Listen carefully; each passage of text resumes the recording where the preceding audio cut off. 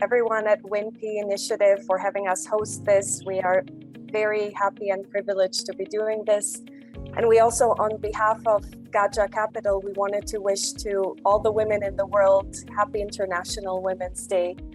To set the stage, I'd like to first introduce Gaja Capital, my colleague Gopal, Jain, and subsequently myself. So Gaja Capital is a private... Hi, Gopal. Gaja Capital is a private equity firm. We've been operating in the Indian mid-market, providing growth capital to companies across 5 sectors for the past 17 years now. Our 5 focus sectors are education, financial services, consumer, software, and healthcare. Gopal Jain is a managing partner and one of the co-founders of Gaja Capital, along with Ranjit Shah and Imran Jaffer. Gopal has been an investor in the Indian markets for the past 30 years and in the private markets for the past 25 years. So I feel very privileged and honored to be working with someone with as much experience as Gopal. I joined Gaja Capital in July of 2019. I'm originally Canadian, but in my mind, Asia was the next driving force for growth in the world. So I came across Gaja Capital, really loved what the firm was doing, and I moved to Bombay in July of 2019. I'm a member of the investment team. I've now worked with the firm for about 4 years, and I'm now part of the operating team that sits out of Toronto. So it's been a great learning experience so far for the past 4 years, and very excited for the future, especially looking at how India and particularly India digital tech is growing. So without further ado, we would like to start today's discussion. So our first question, Gopal, is what does gender diversity mean according to you, and why is it important for private equity firms today? Thank you, Yoni. First of all, great to be on this discussion with you. There cannot be a better face of Indian private equity, I think, than someone with your background, a global citizen who's chosen to work in Indian private equity. Gender diversity is extremely important for Indian private equity firms because at the heart of private equity is driving meritocracy, right?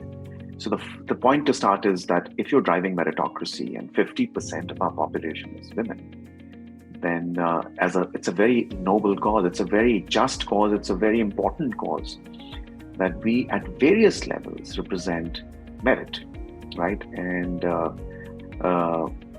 the second important reason, and if purpose and impact is not an important enough reason, and if it's all about commerce, is the fact that, hey, listen, 50% of our consumers are women, and women perhaps have a say in more than 50% of consumption. So as the role of women in Indian society is changing, as women are becoming more and more empowered, and ahead of their participation in the workforce, they are becoming really,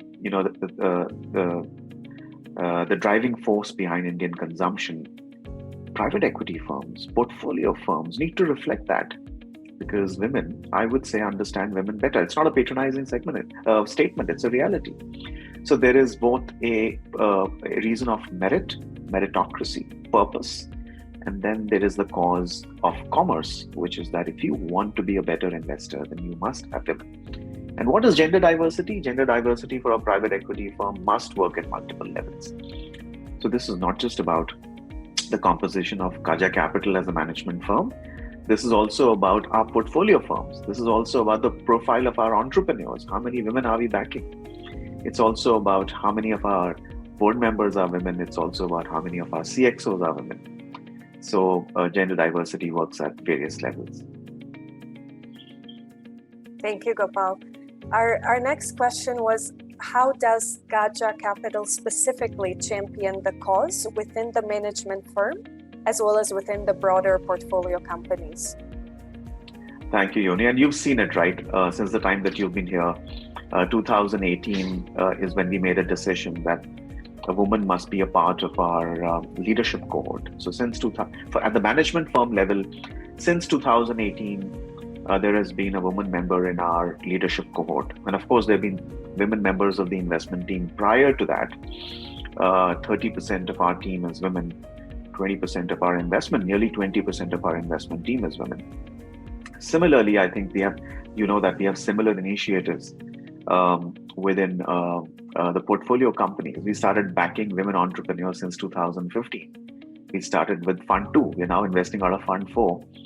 The first company, if you remember, that we backed was Kangaroo Kids, which was set up by Lena Usher.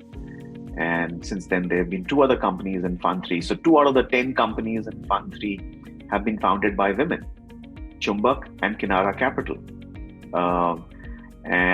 Then, of course, there is a very conscious, positive effort to drive inclusion and representation of women at the board level, at the CXO level, at the employee level, at the business partner level. So it's a 2-level framework of driving this agenda within the management firm and within our portfolio companies. Absolutely. And I'm sure, across this wonderful and very long journey, are there any anecdotes that stand out and you'd be willing to share with us today? Well, as is the case, I'm sure, with many of us, women have played a very important role in my life. Right? My mother, I have 2 sisters, and my wife, and I have 2 daughters now. So, a very important role in my journey. And my journey as an investor started with inspiration from my mom.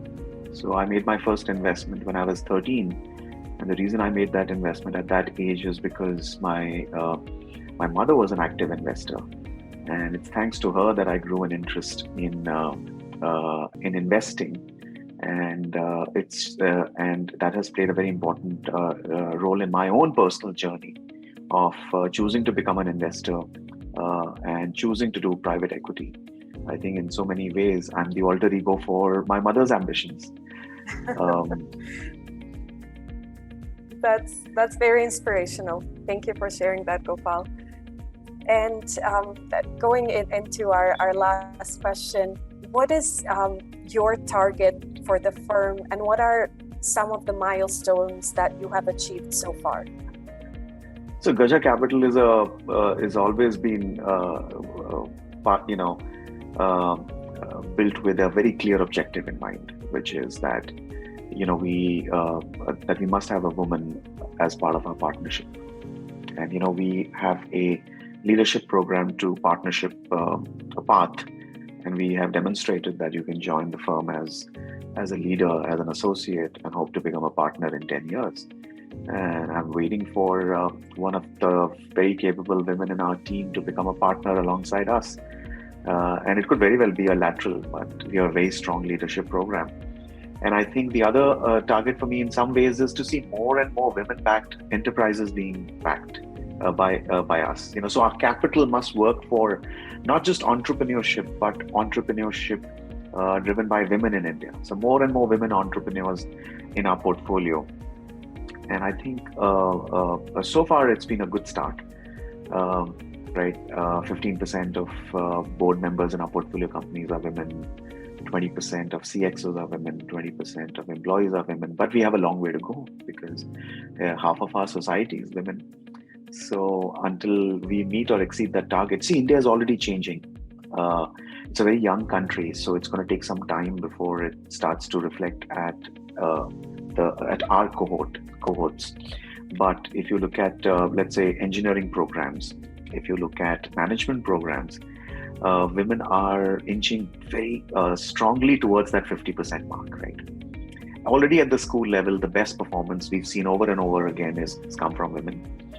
And, when I went to IIT, it was less than 5% of my class was women. But if I have the data correctly right now, that number has changed dramatically. So if our talent cohorts are now getting closer and closer to that 50% number, it's only a matter of time that investment teams, portfolio teams, entrepreneurial profiles will start reflecting this 50% number. Absolutely. Thank you so much, Gopal. I completely agree. I mean, within my own career lifetime, which is of course way shorter. I've been in the financial services investment world for about 8 years so far. And I remember when I started my career, this discussion itself was not even there. It was not even acknowledged as a problem.